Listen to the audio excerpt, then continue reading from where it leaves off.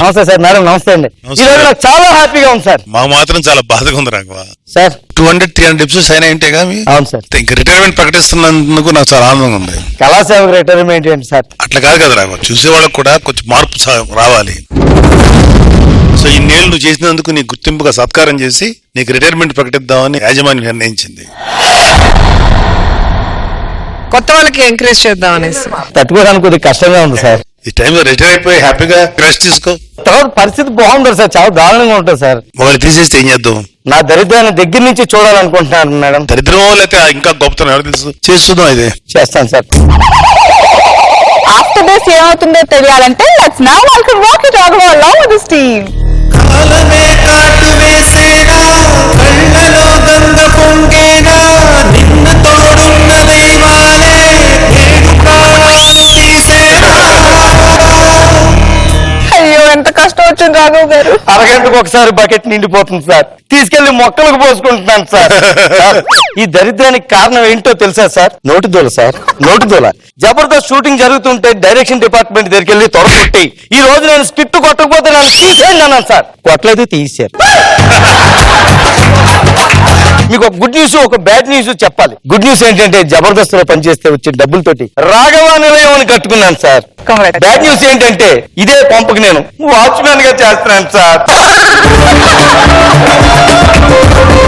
నిజం తెలిసాక ఇంకా ఈ కోట్ ఎందుకు సార్? తీసేద్దాం సార్. ఒకప్పుడు నా లైఫ్ ఎంత బాగుండేది తెలుసా అండి? జబర్దస్త్ లో చేస్తున్నప్పుడు ప్రతిరోజు ఒక పండగలా ఉండేది సార్. ఆ పండగ ఎలా ఉంటుందో చూద్దాం అనుకుంటున్నారా సార్? ఒకసారి చూడండి సార్. అల్లుడు గారు, మా మామగారు, ఇవాళ మీకు జబర్దస్త్ షూటింగ్. నేను పొద్దున్న లేచి మీ బట్టలను ఇస్త్రీ చేసేసి మీ షూకు పాలిష్ పెట్టి రెడీగా ఉంచాను అల్లుడు గారు. ఇక మీద అలాంటి పనులు మీరు చేయకండి. ఏంటండి అల్లుడు గారు, ఈరోజు మీకు షూటింగ్ కదా, మీకు ఇష్టమని ఫ్రూట్స్, డ్రై ఫ్రూట్స్, చకోడీలు ఇవన్నీ ఫ్రిడ్జ్ లో పెట్టి ఫ్రిడ్జ్ కూడా షూటింగ్ పంపిస్తున్నాను అల్లుడు గారు. ఎందుకండి ఇవన్నీ షూటింగ్ లో ఉంటాయి, వాళ్ళు ఇస్తారు. అలా అంటారేంటి అల్లుడు గారు? అసలు మీరెవరు? Jabardasth star rocket Raghava. అల్లుడు, నువ్వు స్కిట్ కొట్టకపోయినా పర్లేదు కానీ చెక్కు పట్టుకొచ్చి.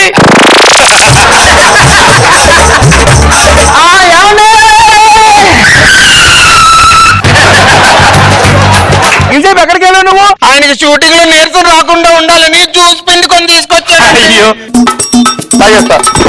అల్లుడు గారు, మీకు షూటింగ్ రెడీ అవుతుంది, మీరు రెడీ అవ్వండి తొందరగా. అలాగే.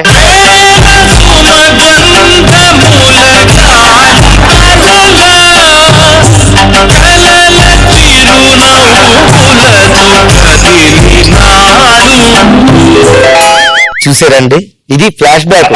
ఎంత ఆనందంగా ఉండేది సార్. ఒక్క క్షణంలో మీ దయ వల్ల ఎలా మారిపోయిందో తెలుసా? ఇప్పుడు చూడండి సార్.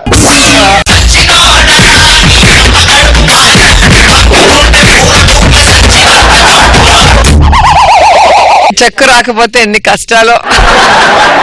ఒక్క క్షణంలో ఎలా మారిపోయిందో చూసారండి అదృష్టం. ఏం చేస్తాం సార్, ఇలా ఉంటది. యారా పొట్రాజు, ఏంటి మావగారు ఏం చేస్తున్నావు? ఏలే మావగారు.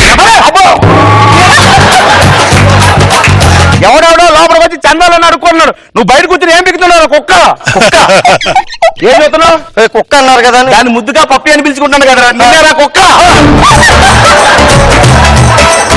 మామగారు ఇంతకీ ఇంటికి సున్నాలని అడిగారు, ఏం చేసావు? అదేనండి, మాట్లాడాను, వారం రోజుల్లో వస్తానని చెప్పారు. అదే నువ్వేవా అంటే నేను పెట్టి ఎంత రా? చిన్న బిల్డింగ్ 3 ఫ్లోర్లే. 3 ఫ్లోర్లు చిన్న బిల్డింగ్.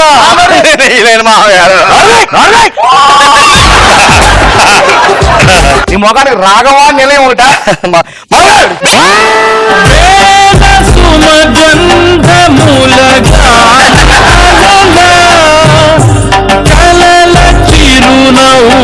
ఊరుకోరా, నన్ను ఓదార్చడానికి ఎవరు లేకపోయినా నిన్ను ఓదార్చడానికి నేనున్నాను.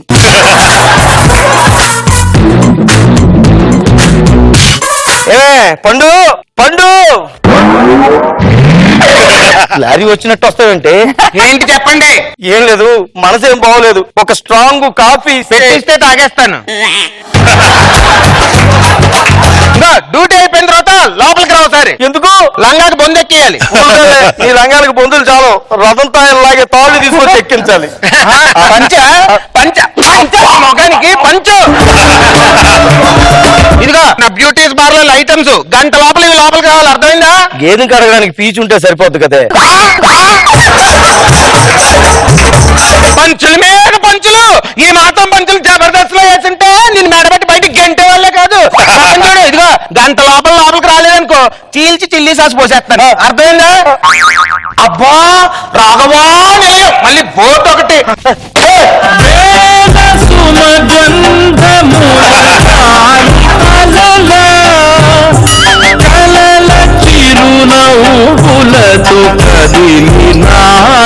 నన్ను మీరు జబర్దస్త్ నుంచి విసిరేస్తే దీన్ని వీళ్ళు ప్రతిరోజు విసిరేస్తూనే ఉన్నారు సార్. పొట్టరాజు సుధీర్తో ఏదో ప్రోగ్రామ్ వెళ్ళామంటే ఏంటి? అదే స్టేజ్ ప్రోగ్రామ్ మీద కొద్దిగా డాన్స్ చెయ్యాలని చెప్పి. డాన్స్ చేసావా? ఏ పాటకేంటి? గాలి వానలో వాన నీటిలో పడవ ప్రయాణం ఎక్కడో గమ్యమేమిటో తెలియదు పాపం. డాన్స్ ఎక్కడ ఉంది? పేమెంట్ ఉంది కదా అని వెళ్ళాను. పేమెంట్ ఏది? డాన్స్ లేదు కదా అని ఇవ్వలేదు.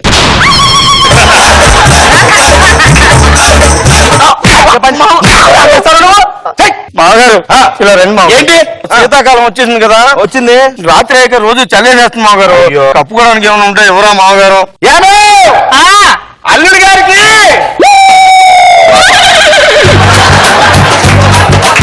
భలే వెచ్చగా ఉంటది. జాగ్రత్తగా దాచుకో. సరిగ్గా పని చేయ ఇక్కడ. అమ్మా అమ్మా ఏం చేస్తున్నావురా? అడుక్కున్నానయ్యా. అడుక్కునే పద్ధతి ఇది కాదురా, దానికి ఒక పద్ధతి ఉంటది. ఆర్టిస్ట్ ని ఇక్కడ ఉన్నాను. నువ్వు ఇలా చిలక పలుకులు పలికితే ఇంట్లో ఉన్న మనుషులు కాదు పిశాచాలు. ఒక మెతుకు కూడా ఎవరు. నేను చెప్తాను నేర్చుకో. అమ్మా పద్ధతి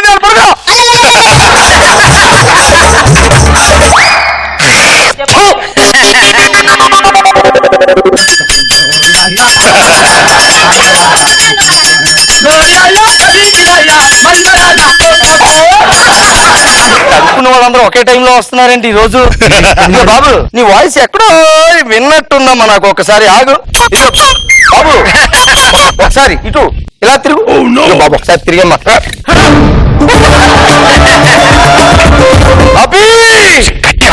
మరుగు పోద్ది. ఎలా ఉంటాడు? ఎలా అయిపోయావు? అదే కూడా అప్పట్లో బాగుండేవాడిని, ఇప్పుడు రోజు అదిరిపోతుంది.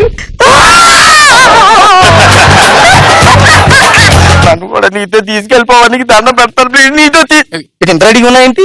మన వాళ్ళందరూ వస్తున్నారు ఇలాగే. మనం ఇంట్లో ఏదైనా ఆర్కెస్ట్రా పెట్టుకున్నా బతకొచ్చు. ఇదే బెటర్. ఈ వాయిస్ ఎవరిది? హైపరాది గాడు వెనుక వీధిలో అదో బతుకు. ఎక్కడ కూడా కాంపిటీషన్. ఇంకెక్కువ లేట్ చేసామనుకో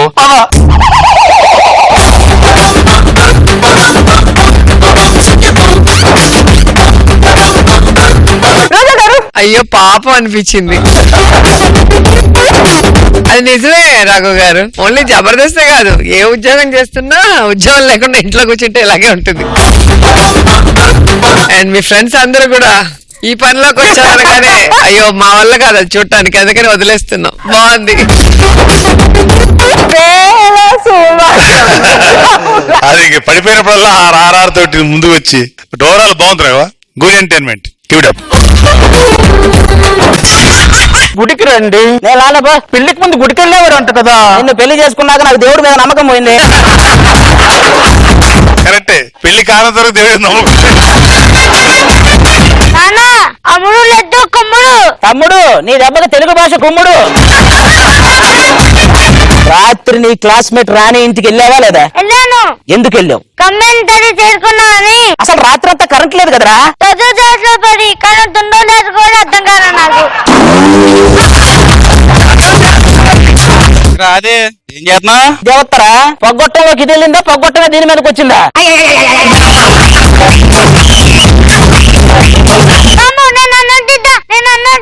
ఇదేంటి నీకు రోడ్డు మమ్మల్ని చూడగానే అన్నం తింటాను అంటున్నాడు. బాబు నిన్నటి నుంచి అన్నం తినకపోతే భూచోళం చూపిస్తామన్నానండి. మిమ్మల్ని చూశారు కదా తింటానంటున్నాడు.